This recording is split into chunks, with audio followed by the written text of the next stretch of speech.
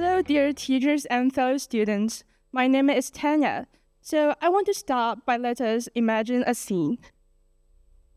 It's late at night, and you are feeling a little tired and empty sitting in front of the desk. You suddenly open your fridge or open your phone to scrolling through the social media and watch for the delivery. Then you feel hungry without even notice. So have you ever asked yourself, am I really hungry, or there's something else driving me? So today I'm going to share my research with you. It's about emotional eating, and it's about social media, and also it's about how we can truly understand ourselves. So the first part is, what is emotional eating? Like, many people think emotional eating is just craving or we are loose of self-control. But science told us it's more complicated than we thought. Back to the 1980s, the psychology from Dutch called Weinstein have proposed the concept of emotional eating.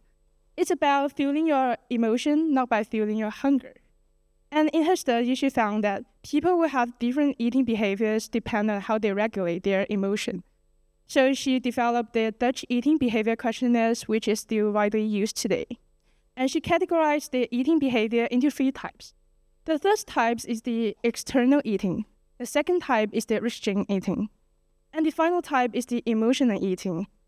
Moreover, in her study, she has found that emotional eating is an independent eating pattern. It's not about psychological hunger. So when we are feeling stressed, our body will release a hormone called cortisol. And this will make us crave high sugar and high fat food. So we can see emotional eating is actually a biological response, not an indulge. And also, emotional eating is a signal that transforms from your body that asks for help, and your emotions should be seen. The second part is that the role of social media. We can see that from Dr. Jasmine Founder's study from the French, she points out that women are more focused on their perceived flaw, and they would regenerate their negative emotion because they were exposed to ideal body content. And my study also found that if we feel more diet content and ideal body type content, such as fasting challenges or beautiful good life or beautiful good body, we start to feel anxious because this constantly taught us that we are not perfect enough and we need to be more beautiful and more thinner.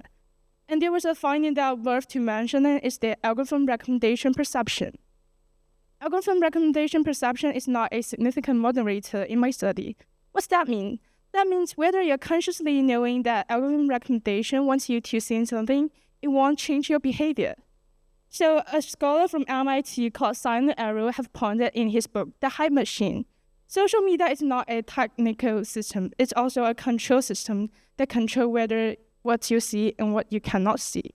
So we'll let you to our ideal body content cortex or letting you to other safe cortex. So I want to use a word to conclude what is the role of social media. So is it a fuel or is it a medicine? But I want to say it's a mirror. You become what you consume. So next, I want to share 2 core mechanisms that was covered in today's study and my study. The first is the mediating role of the body anxiety. In this picture, we can see there are 28% of the effects operate through body anxiety in the pathway of ideal body content and the emotional eating. That means when we see beautiful light photo on the internet, we start to feel anxious and start to feel we are not beautiful enough, and anxious which triggers emotional eating. So the second is the moderator role of the gender.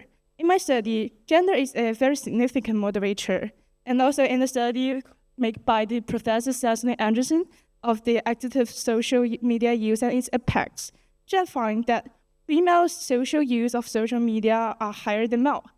Why? It's because females are more used for connection and emotional support, but for males, they are more for the informational or entertainment. And this told us one size doesn't fit all. Gender is not a background variable. It's a core variable that needs to be taken seriously. And our strategies and approaches due to emotional eating need to include the gender. So next, we have to know what's the role of social media, what is the emotional eating. So how can we deal with that? There was a professor called Jason Brown from Brown University who found that mindfulness practice can break down the emotional eating cycle. So he pointed in his book to clarify that if we use mindfulness practice, so our emotion eating will be surpassed by seeing their true nature. So today I'm going to share my method that combines the mindfulness principles and also the neuroscience findings. The first step is pause. When you unconsciously open your phone to scrolling the social media, stop for 5 minutes and ask yourself, what emotion I'm feeling of? You might feel just anxious or just angry or lonely. You just tell it and don't judge it. Just observe what's your true nature here. And second is name it. There's a study of the brain images. It has shown if we name our emotion, we can see the center of emotion, the amygdala's activity will decreases. Moreover, the prefrontal cortex that were responsible for rational thinking's activity will increase. So if you transform your abstract emotions into a tangible things that we can work with, we'll have a better results. Finally, transform. When you notice that what's your emotions, you can ask yourself, what's my emotions wants besides eating? You might feel if I'm lonely, I just want a phone call from my family or from my friend. Or if I are tired, I just need a rest. So this 3-step thing's simple. But if we keep practice, it's a chance to reconcile ourselves and understand ourselves.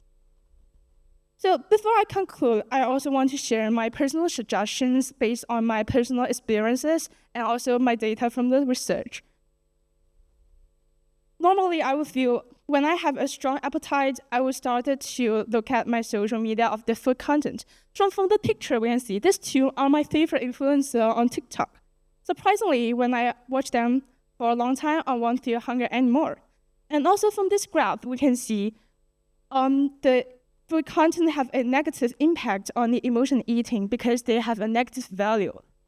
So that's led me to wonder, when we build an appreciative and joyful relationship with food, food can become enjoyable with us. But this is varies by persons. We need to practice and experience your own way. So finally, I want to back to our original scene. It's late at night, you feel tired, and you need a rest. But this time, through this calling, but you stop and ask yourself what I'm feeling now, what I need now. You start to realize, maybe I just need to have a rest. Maybe I just need to acknowledge today was so hard for me. So that is all about our understand. So each time you practice it, each time you know ourselves better.